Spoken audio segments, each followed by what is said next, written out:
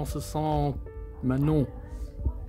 Très nerveuse, mais je suis contente de participer à ce concours. Une belle épreuve, le championnat de lecture? Oui. Pourquoi? Parce que j'adore lire et je trouve que c'est intéressant et enrichissant. Où sont les livres d'enfants, s'il vous plaît? Demanda Mathilda. Là-bas, sur les rayons du dessous. C'était stressant, mais c'était bien. Je ne te veux aucun mal, semblait-elle lui dire. C'était bien, mais au début j'ai un peu stressé, mais après ça allait mieux. Je trouve que j'ai assez bien réussi, mais au début j'ai eu un peu peur de ne pas réussir et qu'il m'arrête un moment, mais non, ça paraît. Je suis contente. T'es contente? Oui. T'as pris plaisir? Oui. Au début c'était très stressant, après ça va mieux et au final ça se passe bien. Je vais vous lire un extrait du livre Le Petit Prince, écrit par Antoine de Saint-Exupéry. Bonjour, dit le renard. Bonjour, répondit poliment le Petit Prince. Ça va, c'est bien passé. Bon, j'ai eu beaucoup peur, mais ça va, je suis contente de moi. Contente de ta lecture? Oui, ça va. Bon, bonne nouvelle alors. Oui. Tu vas gagner? J'espère. Je pense que c'est vraiment une très bonne initiative pour permettre la lecture aux collégiens. C'est vraiment hyper bien. Franchement, je trouve vraiment ça hyper bien. Tu t'es découvert à travers cet exercice, ça Oui, t'apporte oui. des choses, qu'est-ce que ça t'a apporté? Et je pense que ça peut apporter à certaines personnes de la confiance en soi. Moi j'adore, je trouve que ça fait une super bonne expérience. Voilà, parce qu'on s'adresse à des gens, etc. Donc ça va nous aider plus tard, moi je trouve. Donc c'est bien, moi j'aime bien. Oui, c'est une épreuve qui permet de s'entraîner, de s'améliorer. Oui, c'est très bien. Vous aimez lire les filles? Oui. Ça aide beaucoup, hein. Surtout Ouais. ça aide pour l'écriture aussi, le français. Donc on recommence l'an prochain? Oui. Et vous gagnez l'an prochain? Oui. Enzo est en 5e et il va lire pendant 3 minutes. Comment ça va Enzo? Bon, ça va. Tranquille? Pas trop stressé? Non, ça va. Mais serais-tu inconscient? Lettre de mon moulin de Alphonse Daudet. Cet extrait, c'est la chèvre de Monsieur Seguin. Et c'est au moment où les ânes arrivent au moulin de Monsieur Corbelet. 3 minutes après, alors Enzo? Bon, ça va. Toujours vivant? Content de ta prestation? Oui, ça va. Ça va?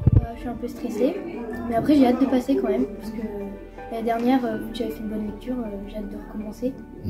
Et puis voilà, après je sais qu'on n'aime pas notre vie, donc là c'est sur 3 minutes, ça va. T'avais gagné l'an dernier, Oui. C'était plus qu'une bonne lecture. Oui. T'avais gagné en 6e. Oui. Bon, on se revoit dans 3 minutes, on fait le point? Oui. Allez, en avant pour la victoire. Merci. Bon Jordan, te voilà en finale, 4e. Comment tu te sens? Bien. Bien? Pas trop stressé par lire à voix haute devant un jury aussi conséquent? Non. Non? Non. C'est de l'inconscience. Oui. Bon, je te souhaite une bonne lecture Jordan, ça va super bien se passer. Ouais. Hein? On se revoit tout à l'heure, on fait le point. Ok.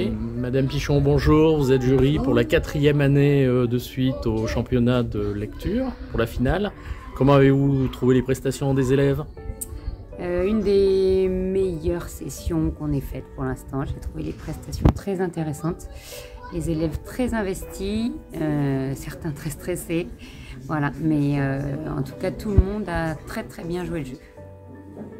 Alors Jordan? J'ai buté sur beaucoup de mots, mais c'était bien.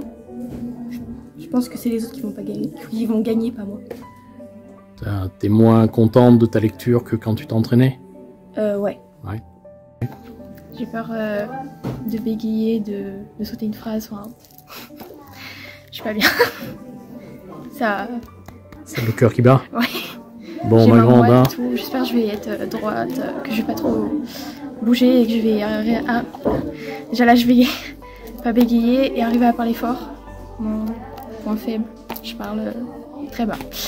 Mais bon, on va y arriver. Bon, on y croit, hein? Et puis tu prends plaisir, tu t'amuses. Tu te sens? Un peu beaucoup stressé quand même. Ça se manifeste comment? La boule au ventre, La boule au ventre? mal. Voilà. Bon, je suis sûr que tu vas nous faire une belle lecture, comme J'espère. d'habitude. Aujourd'hui, je vais vous lire un extrait du livre L'étranger de Albert Camus. Le passage que je vais vous citer se situe au début de l'histoire, lorsque le protagoniste va nous faire part de ses émotions et de sa découverte. Aujourd'hui, maman est morte. Ou peut-être hier, je ne sais pas. Bon, bah maintenant, tout est terminé. Les 3 minutes sont écoulées. Comment ça va? Je suis encore stressée, alors que c'est passé. Voilà, c'est tout. Comment as-tu vécu ces 3 minutes? Très stressant. Mais après, on se rend pas forcément compte. Parce qu'on lit et puis... Voilà. Moi, je trouve que tu as fait une très belle lecture. Je pense pas. Tu penses pas? Les traits de son visage sont dévastés par la peur. Mais qu'est-ce que tu fais? Qu'est-ce que tu fais? Rentre tout de suite! Ma vision s'étrécit à nouveau, avec cette femme comme seul point de mire. Pourquoi, maman? Pourquoi je devrais rentrer? Parce que tu es malade. Dehors, il pourrait t'arriver les pires choses. Elle essaie de m'attirer contre elle. Mais je fais un bond en arrière. Non, je ne rentre pas. S'il te plaît, implore-t-elle. Je ne peux pas te perdre. Pas après tout ça. Elle me regarde. Pourtant, je sais sans le moindre doute qu'elle ne me voit pas. Je les ai perdus, gémit-elle. J'ai perdu ton papa et j'ai perdu ton frère. Je ne pouvais pas te perdre aussi. Je ne pouvais pas. Son visage s'affaisse, complètement décomposé. Quelle que soit l'armature qui le faisait tenir jusque-là, elle vient de céder brusquement, de façon désastreuse. Ma mère est fêlée. Elle est fêlée depuis très longtemps. Car elle a raison. Elle ne s'est jamais remise de leur mort. Elle remit la tête de haut en bas. Je devais te protéger. Dehors, il peut arriver n'importe quoi. Elle regarde autour d'elle et répète. Dehors, dans ce monde, il peut arriver n'importe quoi. Elle devrait me faire de la peine, mais je ne ressens pas cela. La colère qui monte en moi occulte tout le reste. Je me mets à hurler. Je ne suis pas malade. Je n'ai jamais été malade. C'est toi qui es malade. J'injecte l'index sous son nez et la voix se tassait devant moi. Suis-moi dans la maison, murmure-t-elle. Je te protégerai. Reste avec moi. Tu es tout ce que j'ai. Sa douleur est infinie. Elle s'étend jusqu'au bout du monde. Sa douleur est une mère morte. Sa douleur est à cause de moi. Et je ne peux plus la supporter. 3 minutes plus tard, comment elle va, notre Maëlie? Ah bah là, j'ai sauté des mots, je crois. Donc, j'ai peur. Moi, j'ai trouvé que tu avais bien lu. Merci. Moins bien que lors des entraînements, tu trouves? Non, je pense pas. Parce que pendant l'entraînement, j'avais quand même sauté pas mal de lignes. J'ai beaucoup buté sur des mots, mais là, ça va. Donc, tu as progressé. L'entraînement, tu sautais des lignes. Là, tu as sauté des mots, donc c'est en plein progrès. Oui, j'aurais aimé faire mieux. Antonin, comment il va? Ça va, tranquille. Bon, pas trop stressé? Non, ça devrait faire normalement. Ça va, t'as bien bossé? Oui. Qu'est-ce que tu viens de lire? Je vais vous lire Un antisémitisme ordinaire, chez les avocats juifs, de 1940 à 1944, de Robert Badinter. Waouh, gros programme. Hein. Pourquoi ce livre? Bah, je trouve qu'il est vraiment fort en émotion et que ça témoigne vraiment de l'atrocité de cette période. Bon, Antonin, tu vas nous faire vibrer le jury. C'est parti. Mon extrait se situe donc dans la chronologie d'histoire en 1941, durant le cruel été, où des milliers d'avocats juifs vont être déportés pour le camp de Drancy. Comme les milliers d'autres juifs, arrêtés du 20 au 23 août 1941, les avocats furent aussitôt internés au camp de Drancy. Yves Jouffa, futur président de la Ligue des droits de l'homme, à l'époque âgé de 20 ans, témoigne de leur arrivée au camp. Je fus arrêté par 2 policiers français, à mon domicile, le 20 août 1941, et je fis l'ouverture du camp de Drancy. Le lendemain, 21 août, une cinquantaine d'avocats parisiens, quelques-uns très célèbres, Pierre Masse, Gaston Crémieux, Théodore Valenzy, arrivèrent au camp. Ils firent l'objet d'une ovation de la part des internés, composés en grande majorité d'ouvriers et petits artisans du 11e arrondissement, tailleurs, casquettiers, maroquiniers, etc. Le camp, improvisé, était composé de vastes bâtiments de ciment armé destinés à des habitations sociales restées inachevées en 1939. Alors Jordan? Bah, j'ai buté sur beaucoup de mots, mais c'était bien. Je pense que c'est les autres qui vont gagner, pas moi. T'es moins contente de ta lecture que quand tu t'entraînais? Ouais. Ouais. Écoute. Bonjour Zoé. Bonjour. Alors, c'est le grand jour, comment tu te sens? Très stressée. C'est marrant, comme tout le monde. Oui. Moi, je suis sûr que tu vas faire une belle lecture. Merci. On se retrouve après les 3 minutes, et puis a priori, ça va le faire. Oui. Bonne chance. Merci. 3 minutes plus tard, Zoé est toujours vivante. Et que nous dit Zoé? Bah, c'est soulageant. Moi, je suis soulagée. Contente de toi? Oui. Enfin, nous, je sais pas. Bon. Lily, je t'en prie, ne fais pas ça. Il implore et je suis navrée de briser ses beaux espoirs. C'est en partie ma faute, je sais. Mais je ne crois pas avoir pris conscience de mon choix avant de tenir ma fille dans mes bras. Une dernière chance, Lily, s'il te plaît. Sa voix se brise dans les larmes. Je sais que je le fais souffrir au moment le plus mal choisi. Je lui brise le cœur alors qu'il goûtait l'un des plus beaux événements de sa vie. Mais si je ne le fais pas, je risque de ne jamais pouvoir lui faire comprendre pourquoi je ne prendrai pas le risque de revenir avec lui. Je fonds en larmes parce que j'éprouve autant de chagrin que lui. Riley, que ferais-tu si un de ces jours, cette petite fille te regardait en te disant « Papa, mon copain m'a tapé dessus. » Que lui dirais-tu, Riley? Il attire Emerson contre lui, enfouit le visage dans sa couverture. « Arrête, Lily !»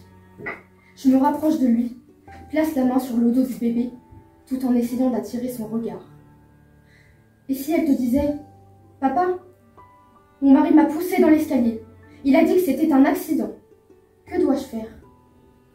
Ses épaules se mettent à trembler. Et pour la première fois de ma vie, je le vois pleurer. Avec de vraies larmes qui lui coulent sur les joues. Alors qu'il serre encore plus fort sa fille contre lui. Moi aussi je pleure. Mais je continue. Pour elle. Et si elle venait te voir en te disant « Mon mari a essayé de me violer, papa. Il m'a maintenue alors que je le suppliais d'arrêter. Mais il jure qu'il ne recommencera jamais.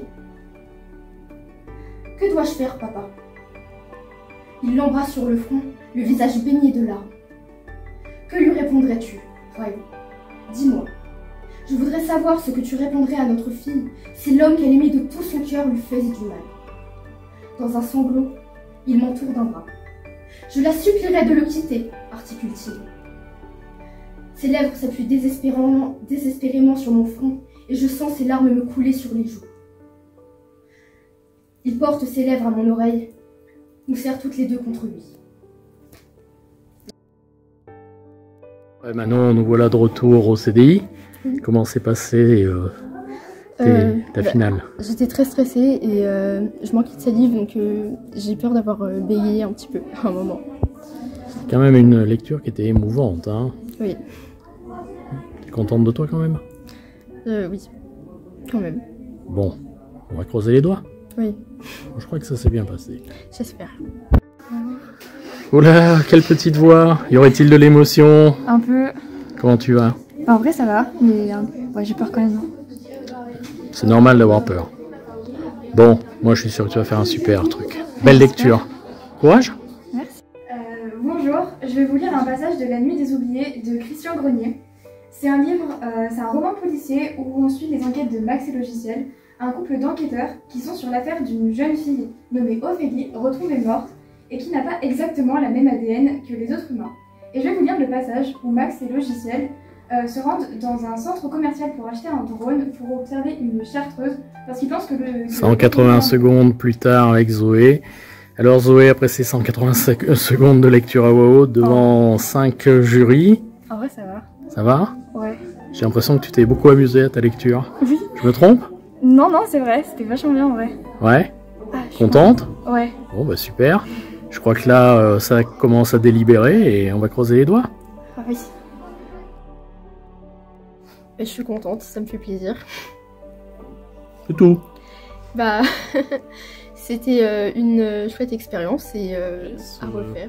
Qu'est-ce qui fait que vous participez à cette épreuve? Alors moi j'adore la lecture, voilà, ça passe pas forcément par le PS, mais en tout cas je suis une férue de lecture, pas forcément les mêmes titres que ce que peuvent lire les élèves, mais en tout cas c'est pour ça que ça m'intéresse de voir ce que eux arrivent à choisir comme extrait et ce à quoi ils sont sensibles. Ça vous apporte quoi la lecture?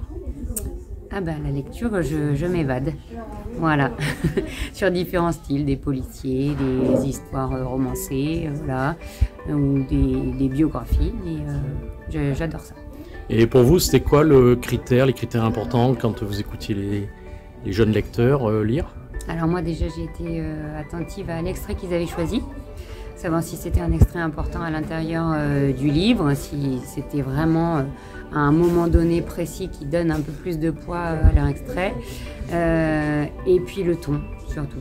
Parce que même si certains ont choisi des choses très simples, le ton donné donnait vraiment une idée de l'histoire à l'intérieur du livre et de ce qui était ressenti. Manon, comment t'es-tu entraînée? Tu dis qu'il y a des méthodes pour faire passer l'émotion. Tu peux nous éclairer, s'il te plaît? Je pense que quand on a vécu certaines choses et qu'on y repense, ça peut nous aider à faire sortir l'émotion dans la lecture. Ton extrait est extrêmement dur. Oui. On parle de la vie d'un individu qui est bouleversé, et encore le terme est faible, par un viol. C'est ça. Et comment as-tu travaillé, par exemple, cette lecture très difficile? Je me suis entraînée plusieurs fois par jour. Et voilà, en essayant de... Voilà. Je me suis beaucoup entraînée. Quel conseil tu donnerais aux futurs, aux élèves pour l'an prochain? De vivre le moment fort.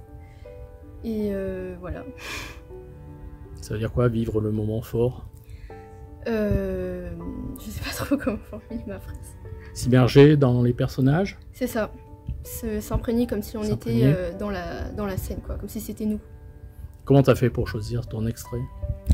J'ai lu le livre, mais j'ai trouvé que c'était un passage intéressant qui pouvait parler à beaucoup de personnes et je trouve qu'on prend trop à la légère ce genre de situation. Donc je trouvais ça intéressant de le lire. Tu veux dire la condition des femmes, la vie des femmes? Oui. D'accord. Et tu peux nous redire le nom de l'auteur et le titre de ton roman? Eh bien, c'est Jamais plus de Colleen Hoover. Je me trompe ou tu le conseilles? Je le conseille fortement. Merci Manon.